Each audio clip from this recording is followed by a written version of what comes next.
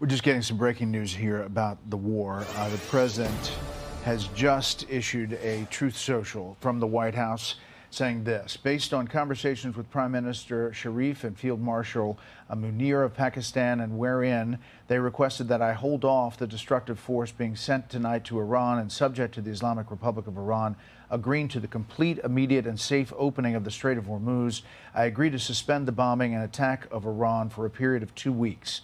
This will be a double-sided ceasefire.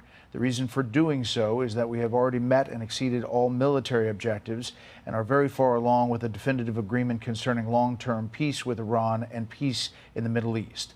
We received a 10-point proposal from Iran and believe it is a workable basis on which to negotiate. Almost all of the various points of past contention have been agreed to between the United States and Iran, but a 2-week period will allow the agreement to be finalized and consummated.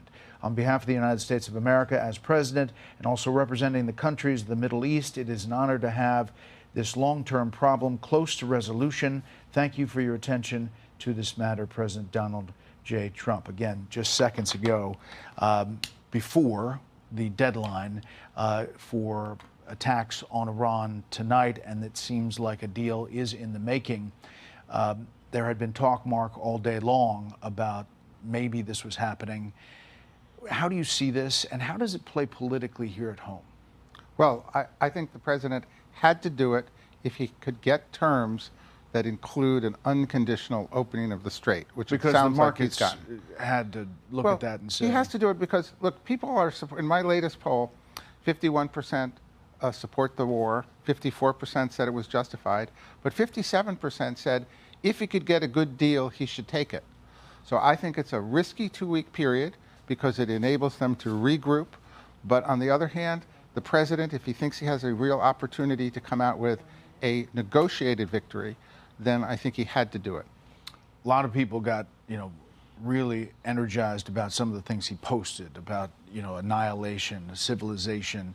But now he's coming with this deal, Kellyanne. How do you see this big it's picture? the 11th straight year of them in high dudgeon about everything he writes and says. He said he doesn't care about his critics, but he does care about getting peace and a just cause here. He does care about oil flowing again. If he gets a deal, the ultimate deal maker, part of how he wins these elections, Brett, then that will matter to people. There's one group that he's not mentioning at all. They're called Europe and NATO. It's really fascinating what's happened there in a short amount of time.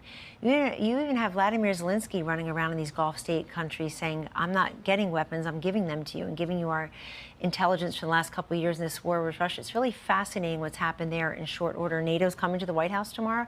I think Mark Rutte, the Secretary General